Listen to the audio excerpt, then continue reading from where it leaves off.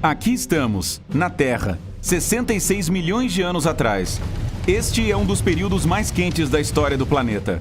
Ainda não existem calotas polares, tudo é verde e exuberante, e os dinossauros vagam pela Terra.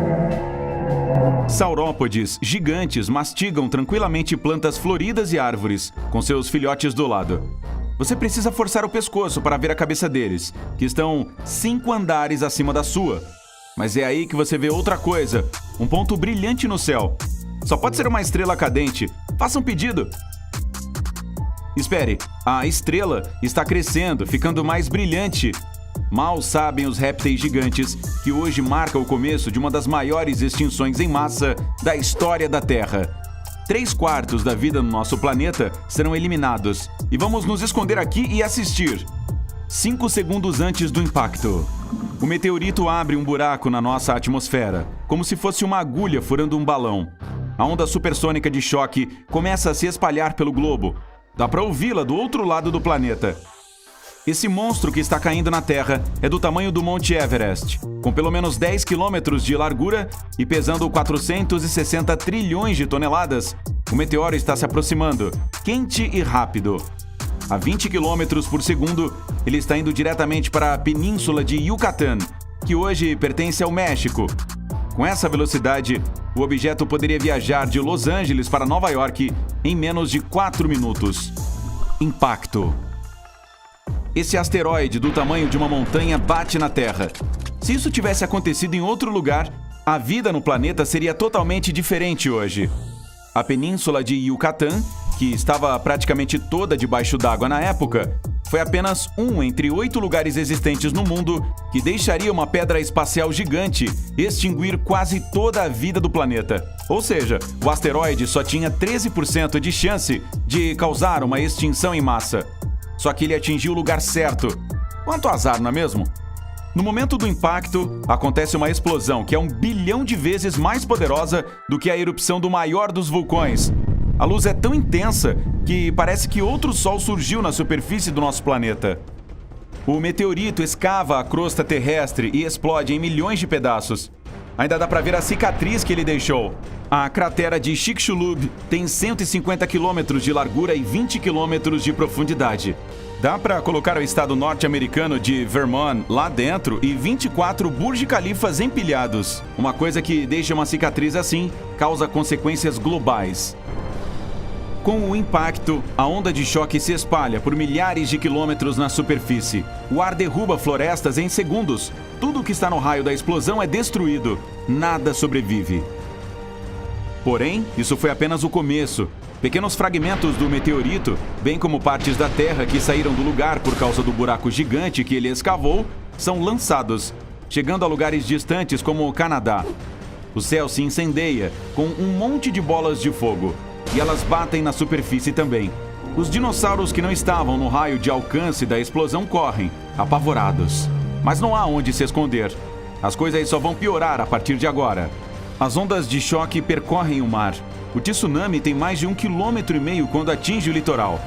As ondas continuam viajando, alcançando os cantos mais distantes do planeta. Mesmo depois de atravessar o Pacífico e subir para o Atlântico Norte, elas ainda têm 5 andares de altura e engolem tudo o que estiver no caminho. Além do fogo e dos tsunamis gigantes, a Terra treme por causa dos piores terremotos da história. E o planeta que era exuberante e cheio de vida, poucos minutos antes, agora virou uma cena de filme de terror. Mas isso é apenas a fase 1. 5 minutos após o impacto. Pedregulhos, poeira e cinzas sobem para a atmosfera. Eles se aquecem e derretem, se transformando em uma lava quente que começa a cair sobre o solo como se fosse uma chuva ardente. 10 horas após o impacto. O fogo continua destruindo tudo que está em seu caminho. Alguns dinossauros sobreviventes da América do Norte tentam fugir para territórios desconhecidos, mas se deparam com pântanos densos e não conseguem sair de lá. 1 mês após o impacto. 15 trilhões de toneladas, 2,5 milhões de vezes o peso da grande pirâmide de Gizé. Foi essa a quantidade de cinzas e fuligem lançada na atmosfera. A nuvem cobre o planeta inteiro e bloqueia o Sol, deixando a Terra em total escuridão. As plantas sobreviventes não conseguem fazer fotossíntese. Os níveis de oxigênio caem.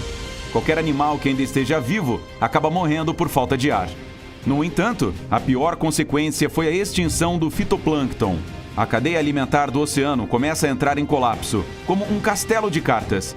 Muitos animais marinhos perdem sua principal fonte de comida. Os animais terrestres que conseguiram sobreviver também não encontram nada para comer. Não há plantas para os herbívoros e, em breve, não haverá herbívoros para os carnívoros comerem. E para completar, tem a chuva ácida. O meteorito de Chicxulub atingiu um lugar onde existe muito enxofre. O calor do impacto vaporiza esse gás tóxico quase que instantaneamente. Ele se mistura ao ar da atmosfera e as chuvas ácidas caem sobre o planeta inteiro.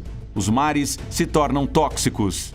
E se algum ser vivo ainda conseguir sobreviver a tudo isso, terá a sua vida ceifada pelo frio. Com o Sol bloqueando, a bola de fogo em que nosso planeta se transformou começa a resfriar. O que restou depois? As plantas tiveram mais sorte que os animais. Sementes e pólen conseguiram sobreviver a todo esse tempo difícil. E a primeira a pintar o planeta carvão de verde são as samambaias. O vento carrega suas sementes, salpicando-as terra afora durante mais de 10 anos. Depois, vêm as palmeiras. As novas plantas produzem oxigênio e alimentam pequenos mamíferos. Dos répteis, só as tartarugas e antigos ancestrais de crocodilos conseguem sobreviver à temperatura e acidez das águas do planeta. Surpreendentemente, alguns dinossauros parecidos com pássaros resistem também. Outras espécies de pássaros evoluíram e estão por aí até hoje. Mas a parte triste é que todos os animais com mais de 25 quilos foram extintos. O reino animal levou muito tempo para se recuperar. Mamíferos maiores, como rinocerontes, começaram a surgir apenas 15 milhões de anos após o extermínio dos dinossauros. As baleias azuis, as maiores criaturas já vistas no planeta, maiores até que qualquer dinossauro, só surgiram pouco mais de 4 milhões de anos atrás. Será que os dinossauros tiveram alguma chance de lutar? Cientistas afirmam que se o meteorito tivesse atingido o fundo do mar, a história seria totalmente diferente. Sim, os maremotos seriam 10 vezes mais altos do que os que devastaram o planeta. Mesmo um gigante mega tsunami não seria capaz de destruir 75% das plantas e animais da Terra. O que deu cabo dos dinossauros foi o blackout global. Se o meteorito tivesse batido no fundo e não no mar raso do Golfo do México, não haveria tanta poeira e cinzas na atmosfera. Isso diminuiu os níveis de oxigênio e cortou a cadeia alimentar pela raiz. Existe uma teoria de que as mudanças climáticas e outras condições que a Terra tinha 66 milhões de anos atrás teriam acabado com os dinossauros do mesmo jeito, com ou sem meteorito. Poderia ser a erupção de um supervulcão, cuspindo grandes quantidades de enxofre e cinzas na atmosfera. Então, talvez o meteorito tenha apenas acelerado as coisas. Agora, vamos falar sobre uma dúvida mais interessante. Será que os humanos conseguiriam sobreviver ao impacto daquele meteorito? Naquela época, sem chance, obviamente. Mas e se alguma coisa assim acontecesse agora? Temos inteligência e tecnologias avançadas. Enchemos o cosmos de sondas e satélites, então saberíamos se algum meteoro estivesse vindo em nossa direção. Ele não nos pegaria de surpresa. Talvez precisaríamos nos esconder debaixo do solo para fugir da onda de explosão e dos tsunamis. E seria necessário ter comida suficiente para pelo menos um ano. Ah, e não esqueça do papel higiênico. Com uma preparação adequada, a humanidade poderia sim sobreviver. O principal problema depois de um acontecimento desses é resistir ao inverno global quando as cinzas cobrirem o céu. Mas nossa espécie consegue lidar com isso. É só perguntar a qualquer um que vive em Oymyakon, na Rússia. Essa cidade de 500 pessoas está no Guinness Book como o lugar habitado mais frio da Terra. Eles já viram o termômetro registrar menos 68 graus.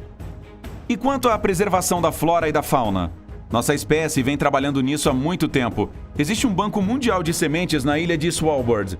Ele tem cerca de 40 andares subterrâneos e capacidade para armazenar mais de 2 bilhões de exemplares. A localização foi escolhida por causa do gelo permanente e da baixa atividade de placas tectônicas. Preservar todos os animais do planeta seria uma tarefa árdua. Talvez com engenharia genética, clonagem ou alguma outra coisa isso daria certo. E que tal prender todos dentro de um porão, incluindo crocodilos, ursos e cobras? Bem, nesse caso, eu preferiria tentar minha sorte aqui em cima mesmo. Obrigado.